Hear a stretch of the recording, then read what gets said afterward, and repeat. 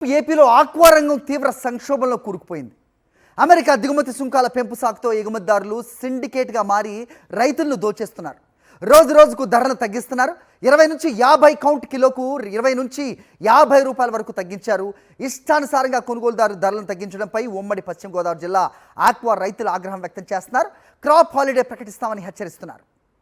Right, ఇదే aqua రంగానికి సంబంధించిన ప్రస్తుత పరిస్థితిని మా కరెస్పాండెంట్ని అడిగి మరిన్ని వివరాలు తెలుసుకునే ప్రయత్నం చేద్దాం.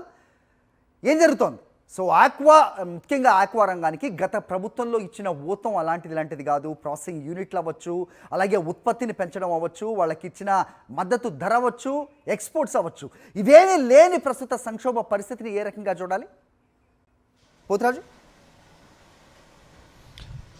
హరి, ప్రధానంగా చూసుకునే కనుక ఏదైతే ఉమ్మడి పశ్చిమ గోదావరి జిల్లా ఉందో ఈ ఉమ్మడి పశ్చిమ గోదావరి జిల్లా కూడా ఆక్వా హబ్ అని చెప్పొచ్చు. ఎందుకంటే ఆంధ్రప్రదేశ్ రాష్ట్రంలో కూడా వాటా చూసుకునే కనుక 75% కూడా ఇతర దేశాలకు ఎగుమతికి సంబంధించి జరుగుతుంది. ఆ 70%లో కీలకంగా ఉన్నటువంటి గోదావరి జిల్లాకు సంబంధించి కూడా ఈరోజు ఆక్వాకు సంబంధించి సంక్షోభంలో కొట్టుమిట్టాడుతుందని చెప్పాలి.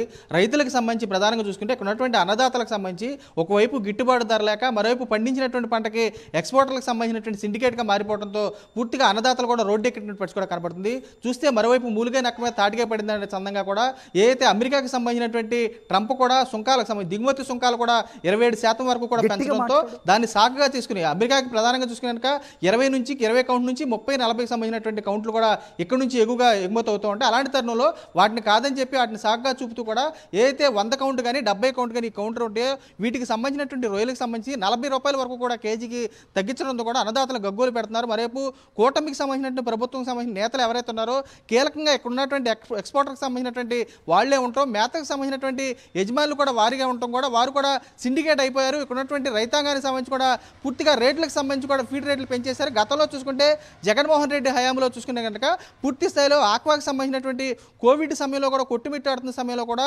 నూతన జవసత్వాలు నింపే విధంగా కూడా ఆక్వాకి సంబంధించినటువంటి కల్చర్ డెవలప్మెంట్ అథారిటీ కూడా తీసుకొచ్చారు.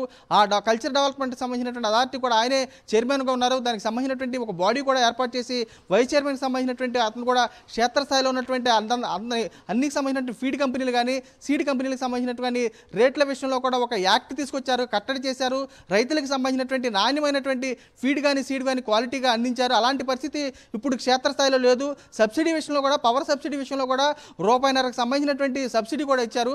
ఇప్పుడు సంబంధించి కూడా ఎన్నికల సమయంలో చంద్రబాబు కానీ కూటమి ప్రభుత్వ నేతలు కానీ గోదరు కొట్టారు. గోదావరి జిల్లాకు సంబంధించి కూడా సభలు పెట్టి పూర్తి స్థాయిలో ఆక్వా రంగాన్ని ఆదుకుంటాము, సబ్సిడీ విషయంలో కూడా పూర్తి స్థాయిలో అందరికీ కూడా ₹1 సబ్సిడీ అందిస్తామని చెప్పారు. కానీ ఇప్పుడు చూస్తే కనుక సబ్సిడీ లేదు. మరోవైపు ఉన్నటువంటి అన్నదాతలు కూడా సబ్సిడీ బిల్లు లేకపోవడం, ఎకరాకి సంబంధించి సుమారు 50,000 వరకు కూడా కరెంటు బిల్లులు కూడా వస్తుండటంతో ఒకవైపు సాగు చేయాలా, మరోవైపు పెట్టుబడిసారికి సంబంధించి ఏదైతే ఫీడ్కి సంబంధించినటువంటి ఫీడ్ ప్రధానంగా సోయాకి సంబంధించినటువంటి రేటు తక్కువగా ఉన్నా కానీ ఫీడ్ కంపెనీలు ఏమాత్రం కూడా సిండికేట్గా మారి రేటు తగ్గించట్లేదని చెప్పి అన్నదాతలు కూడా వాపోతున్నారు. ఒకవైపు ఫీడ్ ధరలు, మరోవైపు ఉన్నటువంటి ఎక్స్పోర్ట్ లేక పూర్తి స్థాయిలో కూడా అన్నదాతలు కూడా తామంతా క్రాప్ హాలిడే ప్రకటిస్తామని చెప్పి హెచ్చరికలు జారీ చేస్తున్నారు. మరోవైపు రోడ్లకు కూడా ఆందోళన చేస్తున్నా కానీ ఉన్నటువంటి ప్రభుత్వానికి కూడా చీమ కుట్టినట్టు కూడా లేదు.